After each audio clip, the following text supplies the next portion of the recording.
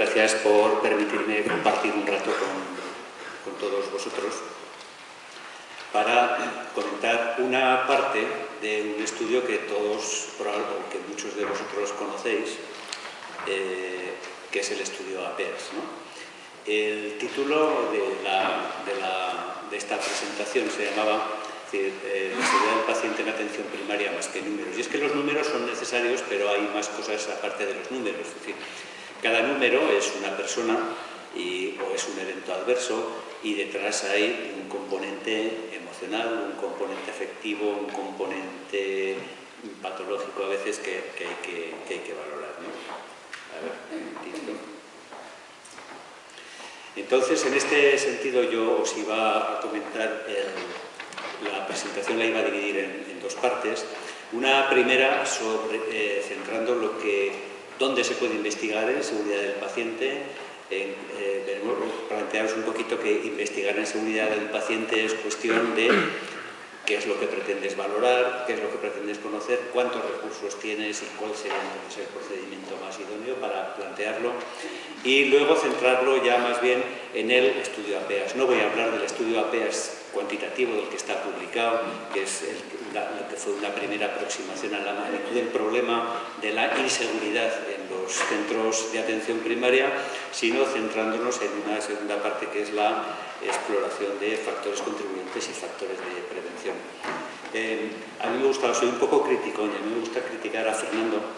Fernando ha cometido un error antes cuando me ha presentado, decía que yo soy el protagonista principal del estudio APEAS. Yo no soy el protagonista principal del estudio APEAS. El protagonista del estudio APEAS fueron los profesionales que durante una semana estuvieron contestando a las encuestas. Es decir, nuestro papel fue meramente de intermediarios de la información. Lo digo un poco porque de verdad que yo creo que eso hay que reconocerlo y debe ser así. Bueno, ¿por qué? ¿Cómo nos podemos plantear, explorar o abordar los temas de investigación de seguridad del paciente? Bien. Fernando lo ha definido muy bien, ha dado la definición de la Organización Mundial de la Salud de lo que es seguridad del paciente, pero yo os voy a dar otra definición que a mí me gusta decirlo porque no se puede publicar, solo la puedes decir. Seguridad del paciente es intentar que el paciente no salga peor de lo que ha entrado. Claro, publicar eso es difícil de decirlo así, pero sí, podemos decirlo empeorar, es decir, si un paciente viene con un problema, que no salga con otro sobreañadido. Y yo creo que esto es la definición coloquial, pero la que entendemos todos de seguridad del paciente, y que además es un punto que nos permite unir intereses de profesionales sanitarios, de pacientes, obviamente, y también de directivos.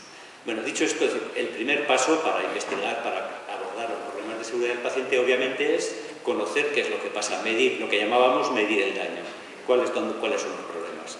El segundo paso sería analizar cuáles son los factores que contribuyen o que favorecen que aparezca ese daño, esos eventos adversos, más o menos graves. Un tercer punto sería, bueno, y frente a esto tenemos soluciones, explorar las soluciones. Una vez tenemos las soluciones, la siguiente cuestión sería plantearse cuál puede ser el impacto que tendrían en caso de aplicarlas. El quinto paso sería trasladarlas a la práctica y obviamente reevaluarlas para volver a medir, para volver a entrar en este ciclo de investigación de seguridad del paciente que proponía la Organización Mundial de la Salud hace 3 años. Dicho esto, y como yo os comentaba antes, me gustaría un poquito que ubicarais, porque ya veréis que en este congreso se presentan algunas comunicaciones de seguridad del paciente y alguna ponencia de las que se van a plantear ahora, y me gustaría que vierais un poquito, tener un marco de dónde ubicarlas, ¿no? Lo primero que nos tenemos que plantear es qué es lo que pretendemos conocer, qué es lo que pretendemos saber. Podemos pretender saber o conocer aspectos en cuestión de seguridad. ¿Qué contribuye a que la asistencia sanitaria sea más segura?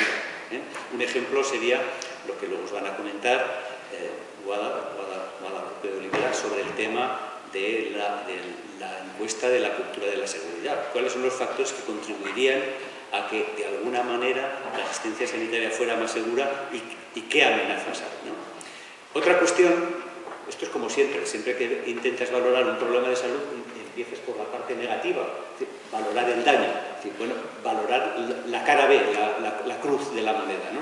La inseguridad. Y si lo que pretendemos valorar o conocer es la inseguridad, lo que tenemos que plantearnos es conocer el número, como comentábamos antes, de los eventos adversos, pero no solo el número, sino también comprenderlos. Y un tercer campo sería también de investigación de seguridad del paciente, la cuestión de evaluar intervenciones. ¿Lo que hacemos sirve o no sirve? Es verdad que tenemos grandes lagunas de conocimiento, ¿no? Otra cuestión es si lo que nos queremos plantear es prioritario o no es prioritario. La verdad es que hay investigaciones descriptivas o investigaciones, digamos, de salón o de gran publicación que son importantes, pero no son un problema prioritario. Obviamente hay veces que hay, a ver, por poner un ejemplo, que no tiene que ver, o que tiene que ver muy tangencialmente con la seguridad del paciente, los temas de investigar causalmente una epidemia es un tema, como el que ahora está de moda, un tema que es tremendamente prioritario. Hay que aplicar todo tipo de recursos, pero hay algunas cuestiones que nos podemos plantear en hacerlas más pausadamente, ¿no? Otra segunda cuestión que nos deberíamos de plantear es la siguiente: ¿tenemos información ya o nos hace falta información nueva? Puede ser que tengamos datos de mortalidad, de morbilidad, válidos, precisos, epidemiológicamente bien, de estudios epidemiológicamente bien diseñados, etcétera, que no los tengamos, que tengamos información de mala calidad, que es lo que suele ocurrir, pero que nos permita tomar decisiones, o que realmente nos haga falta, porque no tenemos información, plantearnos un estudio para disponer de nueva información. De cultura de la seguridad nos hace falta un estudio nos hace falta conocer qué es lo que está ocurriendo, ¿no? Y otra cuestión sería, adicional, plantearnos cuánto tiempo y cuántos recursos tenemos para dedicar a esto. En función de esto tendremos también que podemos plantearnos metodologías de tipo cuantitativo, un estudio epidemiológico con cualquiera de sus diseños, pero también nos podemos plantear investigar de una manera cualitativa, bien uno a uno, o bien en grupo, o bien plantearnos por otro tipo de métodos.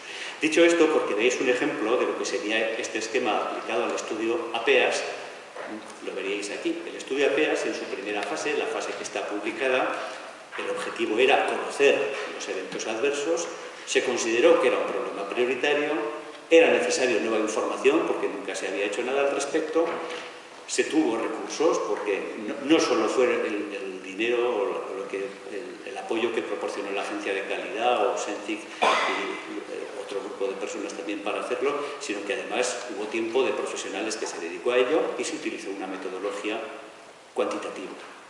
Eso nos permitió tener unos datos que probablemente muchos de vosotros conoceréis, pero también nos interesaba comprender qué es lo que ocurría, por qué aparecían unos eventos adversos, unos incidentes en esa frecuencia. Bueno, pues para eso nos teníamos que plantear una fase cualitativa que nos permitiera también no solo conocer lo que ocurre, sino comprender por qué ocurre. El estudio APEAS, por ejemplo, por tanto, es más que un estudio, es un proyecto. Es un proyecto que asumía, que partía de que no hay práctica clínica sin riesgo ni incertidumbre. Hay entornos de más riesgo, entornos de menos riesgo, entornos con más incertidumbre y entornos con menos incertidumbre, ¿no? Efectivamente, cada año se producen más de 300 millones de consultas al año en atención primaria. Somos de las pocas empresas que va bien y que no pierde producción. Se producen más de 900 millones de prescripciones farmacéuticas al año. Estos son datos del Ministerio de Sanidad y Consumo. Lo decimos, se repite, es la puerta de entrada al sistema de salud, y esa función de gatekeeper, de clasificación, de definir, de estudiar bien a un paciente, es un tema que puede conllevar bastante inseguridad. Había una excelente acogida y un excelente interés por parte de los profesionales y, como comentábamos, hubo alguien que puso el dinero, que fue la Agencia de Calidad del Sistema Nacional de Salud en ese momento. Atención primaria no trabajo en la asistencia, pero sí que reconozco una serie de factores que de alguna manera contribuyen a que la atención primaria tenga unos rasgos diferenciales. Unos rasgos diferenciales y unos rasgos comunes con otros escenarios asistenciales. Pero si abordamos los diferenciales, serían, a mi juicio, un poquito para orientar el tema, estos, ¿no? Para empezar, la patología atendida. Se atienden problemas de salud a veces no bien definidos, hay mucha patología funcional, hay muchos problemas sociales asociados, sociales, psicológicos y asociados. Hay una presión asistencial que hace que tengamos o que se tenga poco tiempo por paciente, pero que un paciente se repita de manera reiterada en la frecuentación de atención primaria, todos sabemos que es elevadísima. También hay otras cuestiones, que es el incremento, yo creo que seguirá además, de ambulatorización, de cuidados, de tratamiento y de seguimientos de muchos procesos que antes se realizaban en el hospital, debido a programas de alta precoz, cirugía ambulatoria, etc.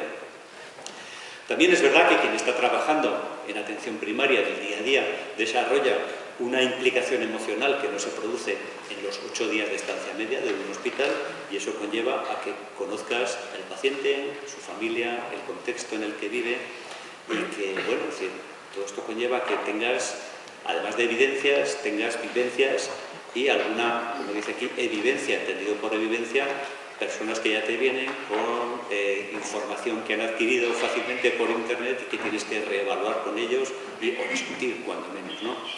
Y luego también nos encontramos